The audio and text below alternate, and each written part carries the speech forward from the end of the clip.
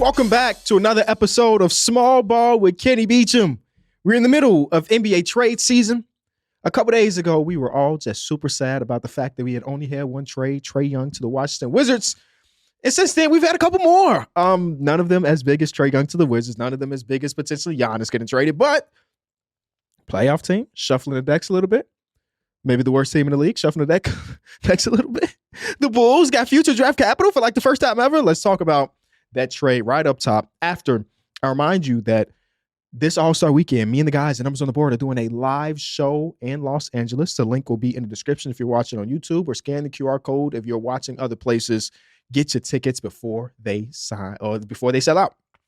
Let's start off with the three-teamer that we had that broke a couple days ago, which is the Cleveland Cavaliers are trading DeAndre Hunter to the Sacramento Kings for Dennis Schroeder and Keon Ellis. A third team is in the deal. That is the Chicago Bulls acquiring Dario Saric for 2 future second-round picks. Now, this is a very minuscule trade in the grand scheme of the NBA season, but it's worth talking about, right? A team, the Cavs, that are trying to compete and trying to win now, just traded a guy they traded for last offseason, and they thought that guy was going to come in and kind of make things look good. Now, when he did end up with the Cleveland Cavaliers, even though they started to fall off a little bit after he was acquired last year, he individually lived up to it last season. This season, that man was, let's just use the word struggling. Let's be nice. He was really struggling out there. And there was rumors that DeAndre Hunter had formally requested a trade. I wonder if he regrets doing that, because they sent his ass to Sacramento, which is like, it's a couple different places in the NBA that's like NBA hell for players, and Sacramento is one of those places. My Bulls is also another one of those places. But I really do like this trade for the Cleveland Cavaliers. This is really important. For a long time, we've liked Keon Ellis, right? For the last couple seasons, we've liked Keon Ellis, but like his last two coaches, Doug Christie and Mike Brown, there was times where he was fully in the rotation and sometimes fully starting. He looked good. There was other times he was getting like close to DMPs, 4 minutes, 5 minutes, and 6 minutes. And the entirety of the NBA Twitterverse was telling us, we all agreed that like Keon Ellis is a real NBA player. Why is he not playing? Now he's going to a team that if you are a real NBA player and an impactful one, you will get PT. Like, sometimes I'll be thinking to myself, if everybody is agreeing on one opinion, then like, we might all be like, there's something that if everybody's seeing the same thing, that you could just argue that, you know, those two NBA coaches were wrong. But like, part of me is like, maybe we're wrong as the fans. Maybe something is happening with Keon. I don't know. But he's going to he's going to the Cleveland Cavaliers, where he would have a lot of opportunity to play. And then Dennis Schroeder gets traded to like his 100th team. I'm happy for Dennis Schroeder that he signed his payday to go to Sacramento because he had been thrown around the league. But last time this year, when he was acquired by the Detroit Pistons, he was one of the reasons why the Detroit Pistons looked so good in the second half of the season. One of the reasons why that series versus the Knicks ended up being good. Having that secondary ball handler is really important for the Cleveland Cavaliers, because they lost Ty Jerome. I'm happy that Ty Jerome finally came back in their game the other night. They lost Ty Jerome, who was so big for their second unit. I was talking to some people in the NBA that was like, when they lost him, that was the players thought that was a huge miss by their front office, because usually when the starters go to the bench, it's an opportunity for the other team to get back into the game. And Ty Jerome's like, nah, I'm going to hold this down for us. And they lost that. And they acquired Lonzo Ball, and they were hoping that Lonzo could kind of help with the synergy as a jumbo connector, good passer, good three-point shooter. And Lonzo's having the worst year of his career. So now they bring in Dennis Schroeder, who can kind of be, let's say, Ty Jerome-esque. That's really cool. I can't wait to see it all unfold for the Cavs, because Keon is listed as 6'4". I don't know if he's actually 6'4". He's listed as 6'4". But I think that Kenny Atkinson throughout the last part of the season will experiment a bit when Darius Garland eventually comes back from his other toe injury, where he will have Darius Garland, he will have Donovan Mitchell, and he will have Keon Ellis all on the court together. I mean, he's kind of doing something similar like Sam Merrill, right? Sam Merrill plays a lot of the three, and those two guys aren't too dissimilar when it comes to size, but I can't wait to see if Keon Ellis can like really be about it. It's just kind of crazy how it works for the Sacramento Kings time and time again. They were asking for a full first-round pick for Keon Ellis, and Keon Ellis ended up being I don't use the word throw-in, but like from their perspective, kind of a throw-in so they can get off the Dennis Schroeder contract. That's nuts to me. This like, I think that there is a possibility that the Kings are going to do more movement, more trades before the trade deadline. So I'll reserve true judgment. But this doesn't feel like anything from their perspective. The Cavs, I feel like, got better today. I'll just say that full stop. I think the Cavs are better today than they were 2 days ago. But from the Kings' perspective, to not get any draft capital, if anything, they gave up some draft capital. One of the 2 picks that the Bulls acquired is a pick from the Kings. They gave up draft capital to get off of Dennis Schroeder and get rid of Keon Ellis and brought in DeAndre Hunter, who's 28 years old, having a down season. But there's more seasons of DeAndre Hunter being solid than there are of DeAndre Hunter being good, right? Last year, he was good. The other years before that, he was solid. And I don't know. They needed more wings. Like the Kings needed more wings. But right now, they're the worst team in the Western Conference. I don't think you should be thinking about anything for them now. Anything for them now. And yeah, it's just not a good look for them to. On the other side, the Chicago Bulls walk out as true winners. When I am so very candid and so very open and so very critical about the Chicago Bulls and they do things wrong. One of the things that I've hated about our front office is the mismanagement of assets and how they haven't been a team that will bring on bad salary. Or they haven't been a team that is okay with just getting into some trades for 2 second-round picks. Reality is these second-round picks are in 2028 and 2029. And it's like the worst of 4 different teams. This might be the 57th pick in the draft for all I know. I don't like that. It could be that. But I'm just so happy that we're moving around the edges, moving around the margins. Dario Saric, at 31 years old, is probably not an NBA player anymore. He's averaging 1 point per game on 16% shooting so far this season. He's not an NBA player anymore, but that's okay. He's an expiring deal. You got 2 future picks, and I think that there's a world, as long as Dario comes in and he's healthy. The Bulls just had a lineup the other night against the Miami Heat where the starting lineup was Patrick Williams, Matas Buzelis, Kevin Huerter, Ayo Dosunmu, and I'm forgetting another guard. They didn't have any Isaac Okoro. They didn't have a center the other night because Vooch was injured. Zach Collins was injured. Jalen Smith was injured, and Obrig is like a second-round pick. So they didn't have a center. So there might be a war where Dario actually gets like a couple minutes a game. I don't know. But interesting trade. Again, it ain't Trae Young. It ain't anything huge, but we'll take a trade like this. And then right before we walked into the office, Vic Krejci got traded to the Blazers in exchange from Duop Reith and some draft capital. I'm definitely not spending 7 minutes on a Duop Reith Vic Krejci swap. But one of the things about the Trailblazers, they lack 3-point shooting. Vic Krejci can provide that. And I really do like Vic Krejci's passing ability. He's not a guy that's going to have high usage. You're not about to run pick and rolls for Vic Krejci often or anything like that. But as far as like one more pass and swing, and I think Vic Krejci can provide some of that. And he's a good 3-point shooter, 42% 3-point shooter this season on like 3 and some change attempts coming off the bench. It's an upgrade for them. And then to get some level of capital for Vic Krejci, if you're the Atlanta Hawks, cool. Shout out to them. And the Atlanta Hawks, I'm sorry, let me not dismiss Duop Reith. Duop had the really good season last year where he's like, oh, snap, who is this guy? And we like, oh, what a good young player. And you look at his basketball reference, and last year as a good young player, he was 28 years old. Last year, as a good, interesting young player, he's 28 years old. So he came to the league, obviously, later. He was a 27-year-old rookie and all. But my biggest criticism, if there is any, for this Atlanta Hawks team that's kind of in the middle of things is that sometimes they just feel kind of small. Sometimes they struggle with closing out possessions. And Duop Reith is not no 7-foot or anything, but he plays up to the 5. He's not even a supreme rebounder. I'm trying to make sense of Duop Reith coming into the team and providing something. That's all. So that's all we got for the trade so far. So the bulk of this episode actually is going to be me going back into, NBA league pass rankings.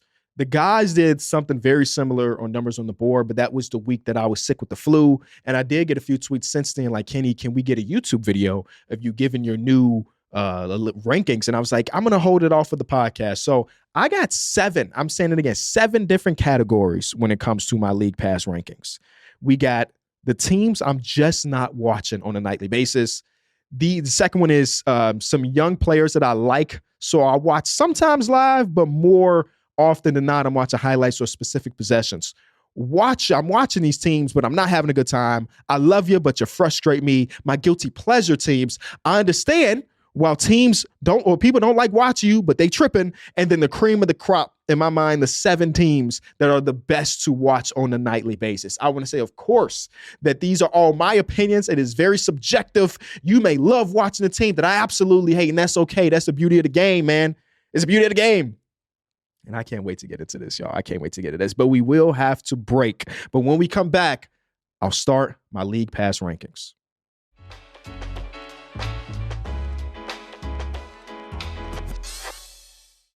All right, getting back to the league pass rankings. This was very fun to do. I remember 2 years ago, the NBA did their own version of Spotify Wrapped, and they said, hey, these are your most watched teams. We didn't get that last season. I hope they bring it back. These are the 3 teams in the NBA that I'm not watching on a nightly basis. And when I say I'm not watching, I mean that if I see their game on the slate, I have no interest whatsoever to tune in today. The league pass rankings is always shifting. Hell, there's a team in the cream of the crop that just 3 months ago, before the season started, was just like in a tier. So it's always evolving. And who the hell knows? After the trade deadline, one of these 3 teams could be in the cream of the crop. The first team I'm just not watching is the Sacramento Kings. I just can't do it. When Zach LaVine got traded away from us last deadline, I said to myself, good for Zach LaVine. He's free from the Bulls. Golly, he didn't go to no place no better. And I also said it would be easy for me to root for him on another team. And that's true. I still do love me some Zach LaVine. But because the team is so bad, and sometimes he just doesn't really play in fourth quarters because Doug Christie would say something like, today we didn't need offense and we needed defense instead. A guy that was an all-star that's making $40+ million can't play in the fourth because you need a defense. So, like, I love me some Zach LaVine. I just hate that he's in Sacramento, and he's probably going to be in Sacramento the rest of this season and next season because $49 million, even if you're on a bad team, is $49 million. The second team I'm just not watching is the Milwaukee Bucks, specifically when Giannis is not there. If Giannis is not there, bro, you would have to pay me I'd rather do almost anything. Like, some of these teams, not the Kings, but like the next team I'll mention to, some of these teams are like the first game of the night because they're like a East Coast, Eastern Standard Time team. And a lot of times I see the Bucks as the first game of the day. I'm not even going to the office. I'm staying with the kids. I'd rather be with my daughters than watch the Bucks without Giannis. Are you kidding me? So yeah, they're just not a team I'm watching. And the last one is the Pacers. Now the Pacers have killed the Bulls 3 times this year. They got like 13 wins and 3 of them are against the Bulls, which is nuts. But it's just not a fun experience for me this year. As you can imagine, they're not a good team without Halliburton and then losing Miles Turner. It's just not fun. They have a goal in mind. We all know it. Everybody watched Darren Peterson versus AJ DeBonte the other day. Golly, that guy looks incredible. So Pacers fans know what their identity is and what they're trying to do, and maybe they'll get it done, maybe they won't. So those are the 3 teams I'm just not really caring to watch. Next tier are these teams have some young players, and I'll catch some games live, but mostly watching highlights and possessions. And people ask me all the time, what do you mean by possessions? I have a couple different resources where I can say, like, give me, what's my first team on this list? Give me the Wizards. Okay, so I want to see every touch that Alex Sarr had last game. I want to see every pick and roll that Keyshawn George ran for the last 4 days. Like those are the type of things. But as far as tuning in live, at least until Trae Young come back, I'm just not doing it very often. Like, this is a East Coast team, so they do end up having the first game of the day a lot. So, like, they played against the Lakers the other night, and because it was the only game on, I watched 35 minutes of that game before the Orlando Magic and Toronto Raptors game came on at 6:30. So, like, I am tuning in, but it's just not, they got young players. Oh, and I also want to say, this isn't no order. If you're in the same tier, you're in the same tier, damn it. I know some people look at tiers and be like, oh, even though in the same tier, you got him at 2 and him at 3. This guy should be at 2 and that guy should be 3. That's not how I look at it. If you're in the same tier, you're in the same tier. But the Wizards are a team that have a bunch of young players that I'm really intrigued by, between, again, Alex Sarr, Keyshawn George, Trae Johnson, and this goes on and on. Those are my main 3, though. The next team is the Brooklyn Nets. They had a little stretch where they were the number 1 defense in the league, and I was a little late to the party. I understand that. But they had like a week and a half stretch where, like, I was really watching their games. Not necessarily the case anymore. They got they got a lot of young players, but a few young players that I care about were like Jaeger Dimon. We've talked about it before, how he has more 3-pointers made this season than 2-pointers made. And I saw somebody on Twitter ask a very interesting question. It says, are we sure that we should classify him as a point guard? Coming out of the draft is like this jumbo point that dribbles, that play makes, that does a little bit of everything. And at the NBA level so far, at the age of 20, right? So we don't want to overreact, but the age of 20, he can't break anybody off the dribble. So, like, should we even be looking at him as a guard for his career? It's too early to tell, but that's something that's in the back of my mind now as I'm watching Jaeger Dimon. Does it make sense, especially if he's going to shoot 40% from 3, which is something he didn't do at BYU? If he is going to play like this, is he more of a shooting wing than he is a jumbo 1? Keep that in mind. I don't know. It's still too early to tell. We probably won't know that for a few years, honestly speaking, but too early to tell. Next one, we have the Pelicans. Pelicans fans, so I know on Twitter, because I don't know any Pelicans fans in real life, there's a couple different baskets of Pelicans fandom. There's a F that pick fandom because Derek Queen some nights will give you 22, 10, and 7. So they said, forget the pick that we traded. Forget the fact that we may have gave Boozer to the Hawks. We don't care because we got Derek Queen, and Derek Queen is really, really good. And the other group is like, damn, we could have kind of, we kind of could have got Derek Queen with our first pick and just kept our own pick. And that kind of sucks. To be watching your favorite team and just looking at how bad you are and watching AJ DeBonce and all those guys hoop and be like, damn, we probably gave up one of those guys. It's kind of tragic because if I'm not mistaken, let me pull up Tankathon again.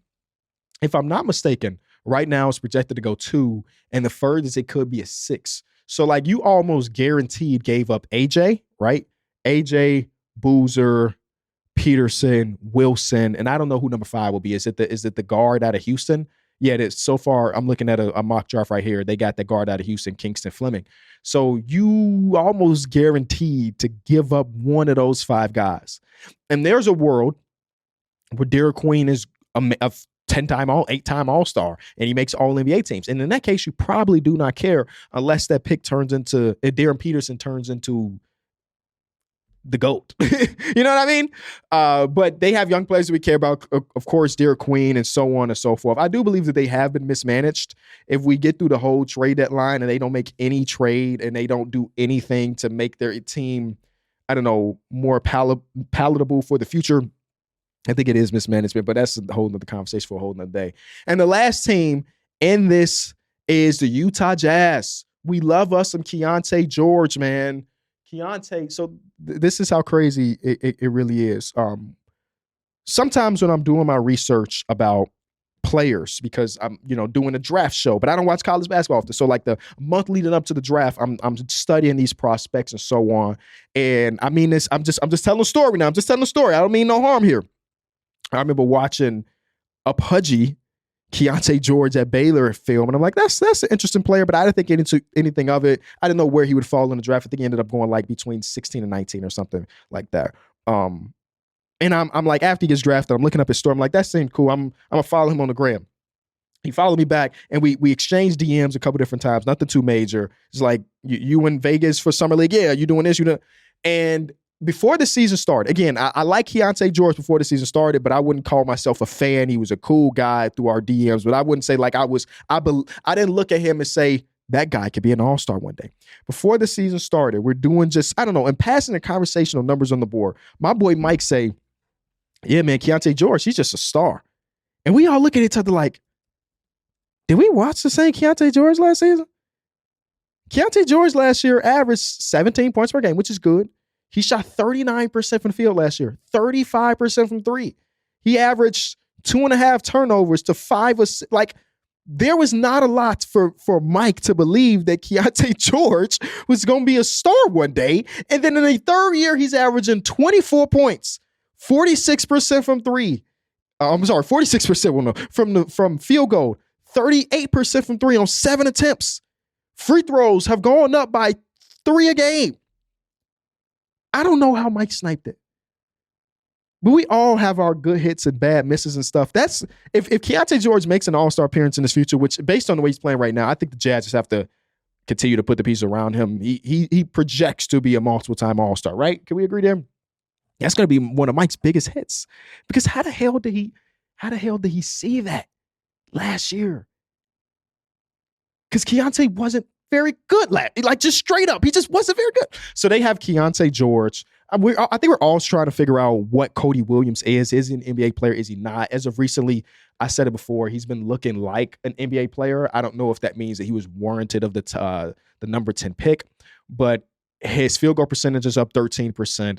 His three-point percentage is about the same as his rookie season, and he's more productive in less minutes than his rookie year. Like, I think there is something there. I don't know if he'll ever be worth, again, the 10th overall pick in his draft, but I think you can look at what he's done this season and say, okay, there are some interesting things going on. We just want to continue to give him opportunities because we're not really playing for anything.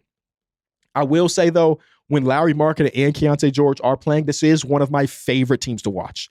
The reality is now that they're really trying to retain that top 8 protected pick, they're not really throwing out those guys in the game together very, very often. So that's why they got to end up in this tier. When we come back, we'll move on to the next one, which is teams I'm watching, but I'm not having a good time.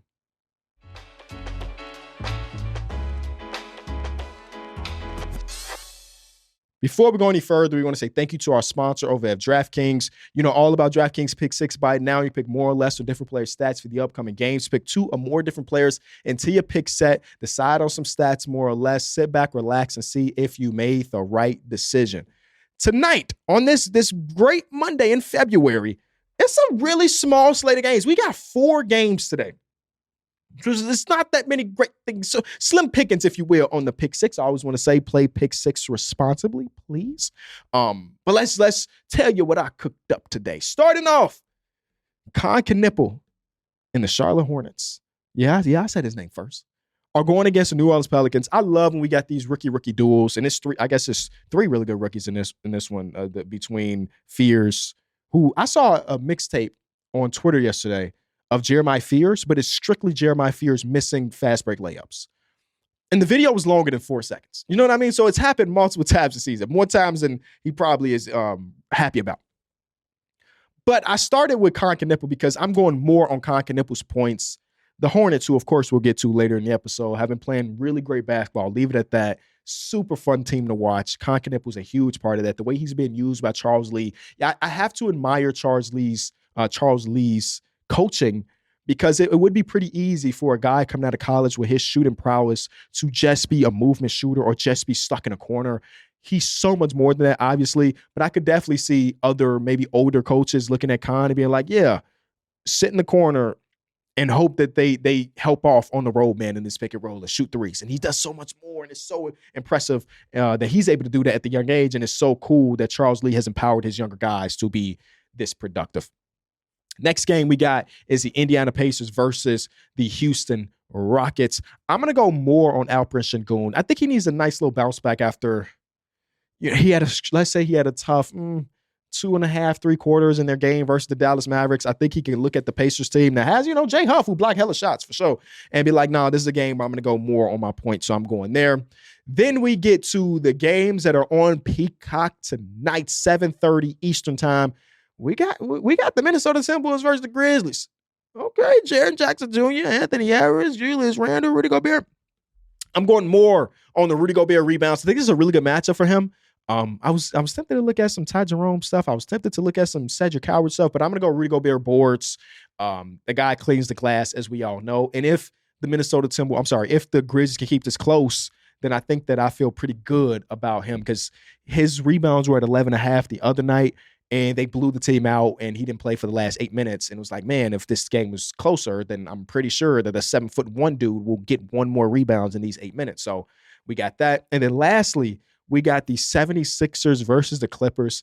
Now, this game would probably be better if Paul George was playing, because they do have the Paul George versus Philly thing. They got the James Harden versus Philly thing, Nick Batum versus Philly thing. Now that I'm thinking about it, the whole Clippers team is kind of like a pipeline from the 76ers. But no, it should be a really good game. As you know, the Clippers have been playing a lot better. Joel Embiid is basically unstoppable at this point, which is so insane to me. I could not have expected him to look this good coming off those injuries and so on. We got a lot of love for the way Joel Embiid has been playing as of late. But instead of looking at Joel Embiid's more, I'm going to go with the 29.2 point per game score, Tyrese Maxey, and go more on his points instead. Feeling good about Tyrese Maxey. We mentioned 100 times. The guy is almost unguardable. So I think even though it's a small slate, this is a very intimate slate of games. You know what I mean? You can really lock in on a singular game, or maybe 2, or maybe 3. Maybe you watch all 4. But I'm going to be excited to watch them. So, when we come back, we'll talk about some NBA teams that I'm watching, but I'm not having a good time.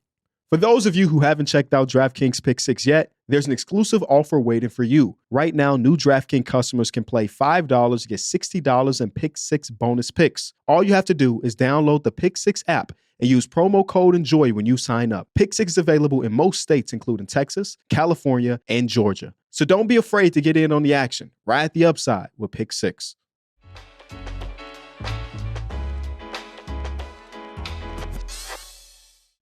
This next tier, We're calling. I'm watching, but I'm not having a good time. These are maybe teams that I have to watch legally. I think that when you get a logo tattooed on your body, you're obligated to watch as many games of that team as possible. And on my body, I do have a Bulls logo.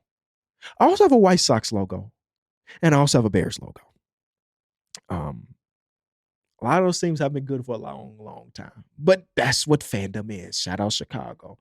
So some of these teams could be, I feel obligated to watch them. Other teams are maybe teams I bought into before the season started. So I'm hoping to get a good return on my investments. Some of these teams have a great player that I individually like, but the rest of the team is trash. So let's get into it. And this is the second biggest tier.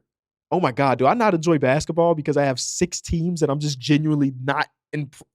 The first team, as you can imagine, is my Chicago Bulls. I think throughout the course of the season, I may have missed completely 4 or so games. So I'm always locked into, let's say, 70 to 80 games every single season. There was a year in the year after the bubble where I watched every single game. It was a shortened season, but like, come on, man. I'm kind of like the Mikal Bridges of watching Chicago's Bulls basketball. And it's even more impressive because they suck. Like, you watch your favorite team, but you're a Thunder fan. So it's like, cool. You know what I'm saying? We win every game anyway. My team doesn't win. Oh, I guess, sorry. We win half of the time. No, I'm not having a good time. This deadline could change that, though. I'm telling you. The next team I have on my list is a team I bought in very heavily before the season started. It is the Orlando Magic, man. Orlando Magic over-under was 50.5. We did an episode. We went more or less on those things. And I'm over-under. I went hard over. I locked it. I was so confident in the Orlando Magic being able to win 51 games that I locked it before the season started. And now it's frustrating to watch. I don't think they have any offensive identity, and the defensive identity that they have for the last 3 seasons is completely gone. They got players that I love. Jalen Suggs, my dog. Anthony Black, my most intriguing player coming into the season, if you remember. Paolo Banchero, really, really talented guy. Franz Wagner, when he plays, really, really talented guy. And it's just so frustrating to watch. They got a good win the other night, so hopefully this is a good momentum shifter. But on a night-to-night basis, I am not enjoying watching Orlando Magic basketball. The next one is the Golden State Warriors, man. Now, this is not no. This definitely is their fault. But, like, part of it isn't their fault. I'm a Jimmy Butler fan. I love me some Jimmy Butler. Obviously, he is out for the rest of the season. So a team that I already wasn't enjoying watching is even further down in the tank because Jimmy Butler is not there. Jimmy Butler, somebody reminded me of a tweet of like NBA Hoop Central or NBA Legion predicting the American national team, Olympic team for like 2020, the next big Olympics, whatever the hell that will be, 2028, I guess. And Brandon Podziemski quoted that with a notepad because he was upset that his name wasn't there. Is that nuts? Did I get AI'd? I don't know. But I don't know. Pass the torch from Steph Curry to Brandon Podziemski is crazy to me. Steph Curry, as you know, still an amazing ball player. The team around him, not so much. So even though I'm tuning in for Wardell, Steph Curry, you understand the rest. The next team we'll get to is, matter of fact, we'll do these as a tandem because these 2 teams I know all too well. At the end of every season, we see one of these 2 teams. NBA play-in on the Eastern Conference, man. I'm not enjoying Miami Heat basketball. Full stop. And they're in a very weird spot because they're different than like the Bulls, who are also, again, play-in legends, because they have, in theory, a really competent front office around them. And while you can look at the Bulls and say it's pretty obvious the way what you do next, you lose on purpose, you get top 10 picks, you hit on top 10 picks. The Miami Heat don't really have that luxury where they have Bam, who every other night looks like an all-NBA player. And then you have the night against the Bulls where he's like an all-NBA player for 4 minutes out of 48. They have, Tyler Hero when he's playing, who was just an all-star last season. They have Norman Powell when he's playing, who might be an all-star this season. It's just a little bit harder to kind of predict how the Miami Heat can get better. And I think I don't know. I think they're always going to be in conversations to get the Giannis's, to get the Kevin Durant's, to get the Damian Lillards, to get the big names that become on the market. But I think I look at what their trade package is compared to what the other team's trade package can be. And it's never been a time in the Kevin Durant sweepstakes or the Damian Lillard sweepstakes or right now on the Giannis sweepstakes where I looked at what the Miami Heat could potentially give up and saying that's the best offer. And I don't know how they can end up having the best offer. One guy I'm really intrigued with is Kel'el Ware. And unless, let me just double check this before I speak out of turn. Unless Kel'el Ware got injured when I was in the bathroom the other night watching their game against the Bulls, he played 3 minutes in a game where I mentioned earlier, the Bulls had no centers on the roster suited up. Kel'el Ware played 3 minutes. He scored 2 points. And the 2 points that he scored was him backing down somebody that is 6'6" and just going up over him. And Spoelstra was like, nah, he missed the rotation here. I think his second shot was a wide open 3-point shot, and then he got yanked right after that. And again, in a game where the Bulls had no bigs, no Kel'el Ware minutes. I don't know. Before the season started, or maybe it was early in the season, when Eric Spoelstra had those comments about Kel'el Ware, I came on the show and I say, I trust Eric Spoelstra. He's one of the greatest to ever do it. And if he wants to, hold out minutes on the young guy to hold them accountable, then that's what you got to do. I'm starting to rethink that just a little bit. And maybe I'm not ear to the ground as much as I probably should be with the Miami. Maybe it's more than that. But dang, man, I just Googled his name just to make sure he didn't get injured in that game. Kel'el Ware, when asked about dealing with his role in the NBA trade noise, he said, it is what it is. I don't know. I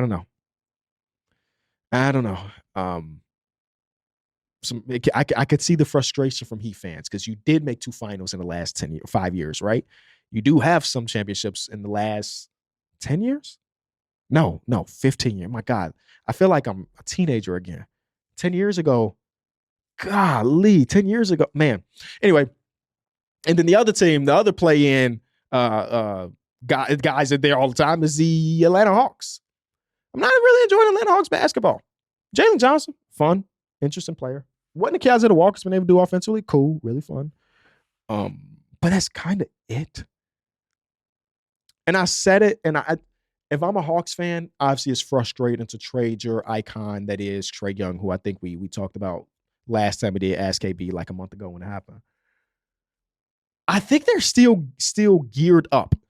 I think they're still geared up to potentially buy in on somebody pretty great eventually. Or I won't say the Trae Young trade was a hard reset because you still have Jalen Johnson, you still have Nikhil, you still have Zachary Richase, who, by the way, didn't make Rising Stars as a first overall pick. That's nuts. Maybe it is just a reset. We have a top 3 pick coming in this season, top 4 pick coming in this season. We'll just reset it. And now you look at it and say, hey, it is Darren Peterson, Jalen Johnson, and Richase. And that's a little bit more intriguing as a young team. And it ain't like Jalen Johnson's 28 years old. I think he's only 24. So if we need 2 years for AJ DeBonso or Cam Boozer or Darren Peterson to really get up to being one of the 1A guys, then cool. By the time Jalen Johnson's 20, he's only 26 and he's on a really good contract. So I can see that happen as well. Or I can see them saying, we've been in the play-in for the last 1,000 years. Here's everything for Giannis. Here's everything for superstar player that might become available next offseason. I think it could go either way. And I'm happy I'm not the guy that has to make the decision. The last team in this tier is the Memphis Grizzlies. I feel like the Grizzlies have become somewhat of a blind spot to me. They like I mentioned, Ty Jerome came back, so I watched their game the other night because I was happy to see Ty Jerome back on the court. His very first possession on the court, he goes right at Rudy Gobert's head and goes high off glass against Rudy Gobert. So he's cool. He'll be all right. They're currently on a 6-game losing streak. They're 18-29. They have all the rumblings about Ja Morant and so on. And in my mind, if you're going to have rumblings about potentially trading Ja Morant, you have to field calls at least about Jaren Jackson Jr. So this could be a team that is looking towards somewhat of a reset because when Zach Edey comes back, good NBA player, Cedric Howard, good NBA player, future pick. They do own their own first-round pick this season, if I'm not mistaken. So that pick can be top 10 and we're right back into our rebuild. And then I think Jaren, if he became available, does net you 2 to 3 to 4 first-round picks, depending on what team is really interested in him.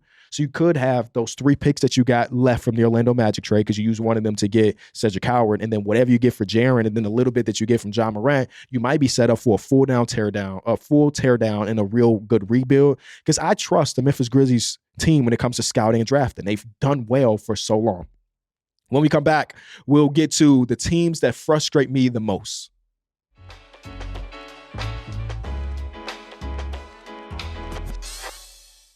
All right, man. These are the teams that I love you, but you frustrate me. Starting off with the Los Angeles Lakers. How can they not be in this tier?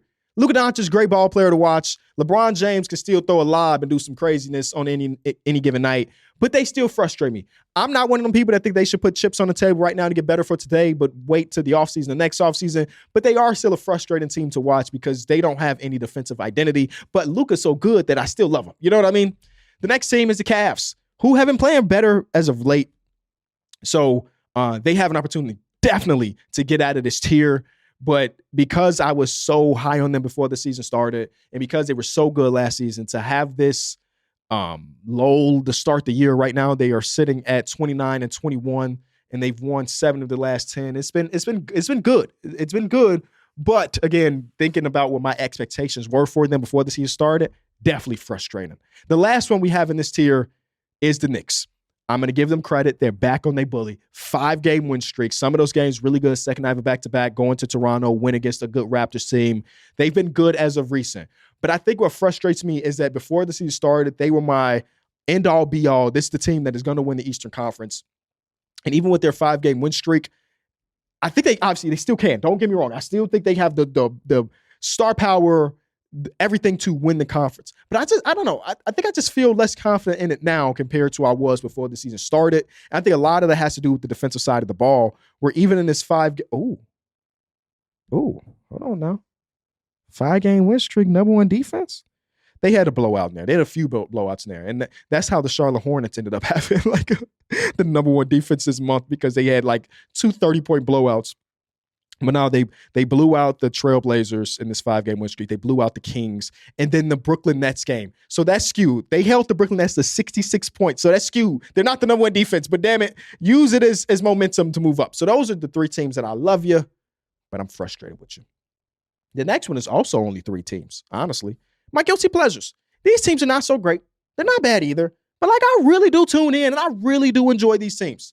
Started off with the Portland Trailblazers. Right now, Portland is fighting to be a playoff team. And again, this might be my biases coming into play.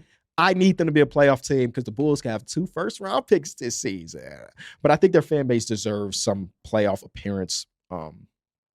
And you just saw it. They just made a trade to maybe get better for now. So they're going for a playoff appearance. They would have to, as of right now, win 2 games to get in. But I don't think that's out of the realm of possibility. It will be an uphill battle, as you can imagine. But it's definitely possible. The next team in my guilty pleasures is this Clippers team, who the reason they're guilty pleasure because for the first month and a half of the season, I hated watching this Clippers team. And then it shifted.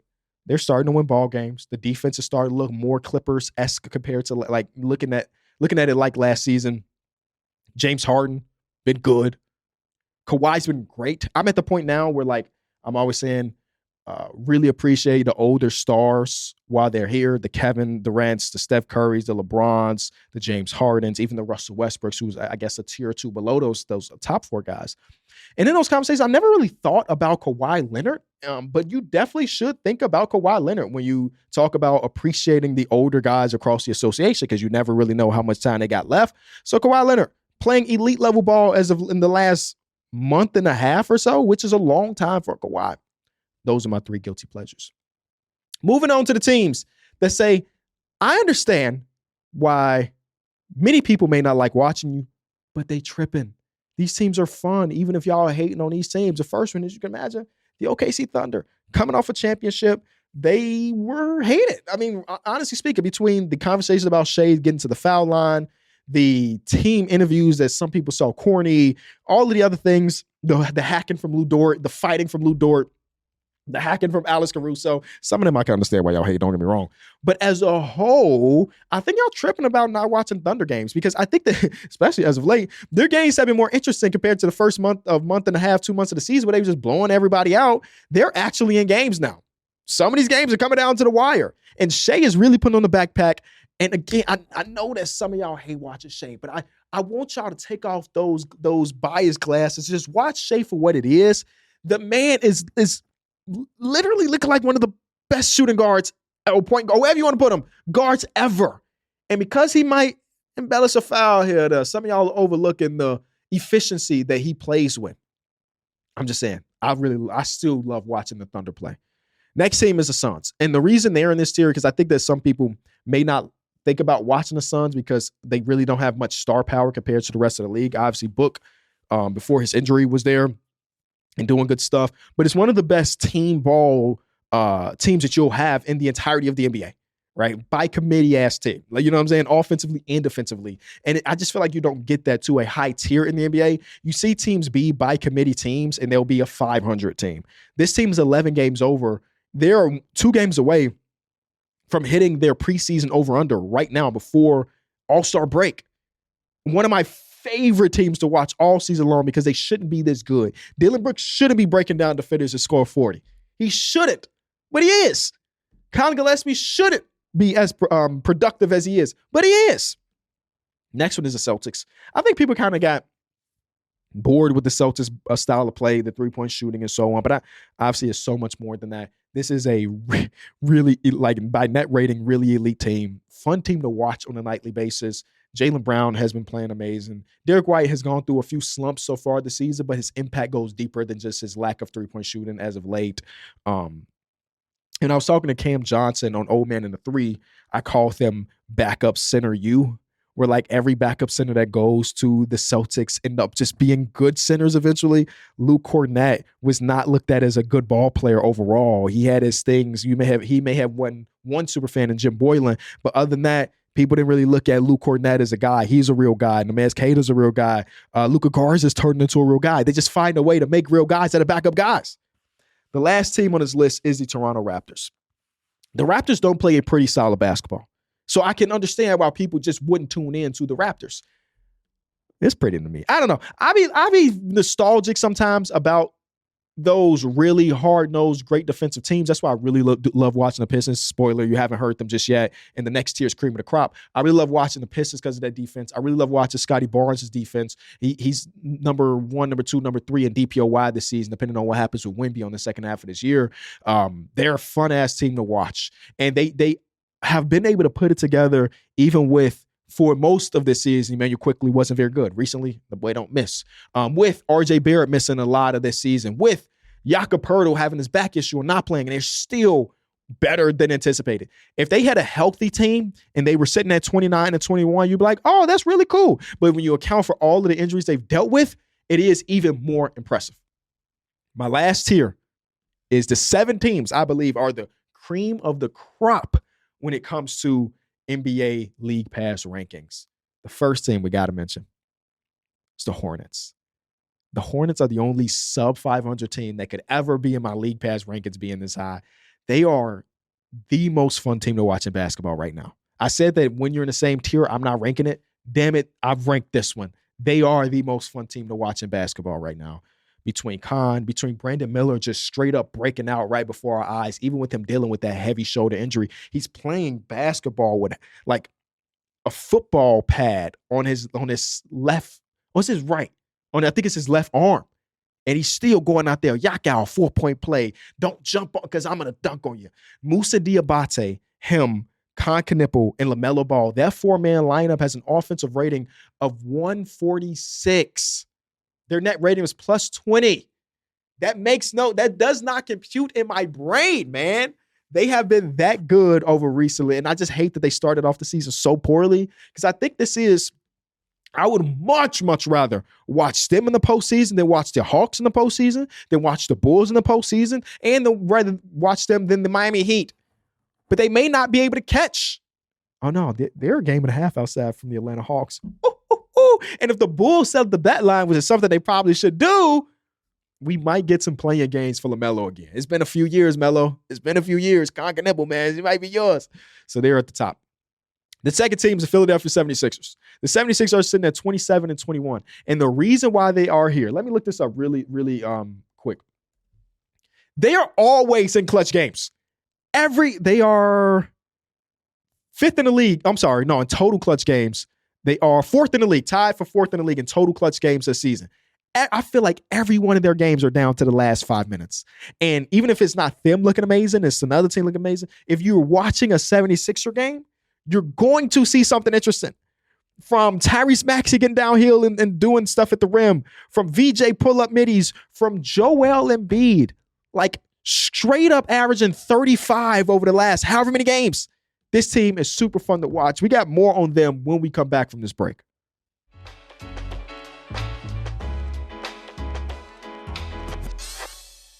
Before we go any further with the cream of the crop, I did look at my notes and producer Greg hit me and said, you forgot a team in the guilty pleasures. And that last guilty pleasure team is the Dallas Mavericks. And that's solely Cooper Flagg. Cooper Flagg has been on a whole nother level. And Jason Kidd was asked about, before the season started or early in the season, he was playing point guard. And Jason Kidd was like, y'all got to trust me. We should have trusted him because right now, he went from in his first month of the season being a loose dribbler to having that ball on the string as of recent. So you got to give credit to the Dallas Mavericks, Jason Kidd, and Cooper Flagg looking like a generational player for real. The next team we have in the cream of the crop, again, shout out to Joel Embiid for the way he's been playing as of late. His average touch time is down. He's playing in the flow and still putting up 30 balls. Insane. Then we got the Denver Nuggets. Especially now that Jokic is back. Jokic the other night had the leg sleeve because he's dealing with the leg injury. And then the black shoes. I've never seen Nikola Jokic swagged out before. He truly had the swag. And if he now got swag and he hooping like that, what more can you say? And then his first game back, he winked at a little kid. Like, that's a core memory for that 5-year-old kid that had the Brandon Bass jersey on. The next team, I don't think this team needs more than a few sentences. It is the San Antonio Spurs. Victor Wembanyama could be surrounded with me and the rest of my team and enjoy basketball. And that is still cream of the crop team. But they don't have us. They have real ball players. Those young guards, the backup of Luke Cornett, between Vassell when he's healthy, Champagnie don't miss shots. Keldon Johnson's the glue and the heart and soul of this team. I can't wait to see them in the postseason. Next team is the Houston Rockets. The Houston Rockets sometimes are honestly a hard watch. But collectively, I have them in here because I'm just happy that Kevin Durant is on a good team again. I just love watching Kevin Durant. Oh my God. I hate that sometimes we get to clutch moments and he's getting doubled and they don't run any screens for him to get the ball off initial actions. But I love watching Kevin Durant, and that's enough for them to be in the cream of the crop. The last two teams is the one-seeded Detroit Pistons of the East. I'm nostalgic for great defensive-oriented teams. They got that. And I didn't give them enough credit for the other stepping up in the games where Cade doesn't look amazing, right? Between Dennis Jenkins, Jalen Duren, Isaiah Stewart, it goes on and on. They find a way by committee sometimes to win ball games. And that's a testament to like a team that is ready to compete at the highest level. They're the one seed. They're playing great hoops. The last team in my cream of the crop is the Minnesota Timberwolves. I will say the Timberwolves were very close to being in the I love you, but you frustrate me because of their lack of success in the last couple minutes of games. But they've been winning recently. See, all of this episode is about timing, man. You can jump up, you can fall down based on 1 week's time. And they currently, in this week, are 4-0, 5-0. So, they're back into it. And if they ain't going to play like this, y'all know I'm already a Gobert fan. Julius Randle holding his own defensively against some other really great offensive players. I love it. So those are all 30 teams and some level of a tier. Super fun experiment to do, man. Super, super fun. And it gives me an opportunity to, even if it is by a sentence, maybe even 2 sentences, that I get to talk about all 30 teams to some extent. If I had to redo it, I think I might move the Mavericks up to cream of the crop. Is that crazy? Dude, I don't know. I'm just enjoying Cooper Flagg so much. I'm just enjoying Cooper Flagg way too much. Like his last 2 games, one against the Hornets, who we mentioned is a good team as of late, 49, 10-3. And then in his game against the Rockets, 34, 12, and 5. And he's doing this without him having a three-point shot yet. Dirk said, I shot 28% as a rookie from three, and I turned out okay. I'm hoping that Cooper Flagg turned out okay. Because if he can just nail in those three-point shots, the sky is the limit. This is why teams were supposed to tank last season, for Cooper Flagg to come in and really kick some ass. And as of late, it's kind of perfect world, if you ask me, because in my personal opinion, I think they should be trying to lose to go get Cooper Flagg, somebody else he can hoop with, because this is the last year that they have their own first-round pick. So Cooper Flagg drops almost 50, but we catch an L. Cooper Flagg drops 35, but we catch an L. Good development for Coop. Good development for our first overall pick. Let me see real quick. If I ran one tankathon in the last couple of seconds of the show, the lottery, the first pick went to the Washington Wizards. The second pick went to the Hornets. And then the Spurs got the third pick because of this. The Spurs can't get the third pick. No way. No way. That's the Atlanta Hawks trade, by the way. All right. This has been another great episode, hopefully, of Small Ball with Kenny Beecham. I will see y'all next week. Peace.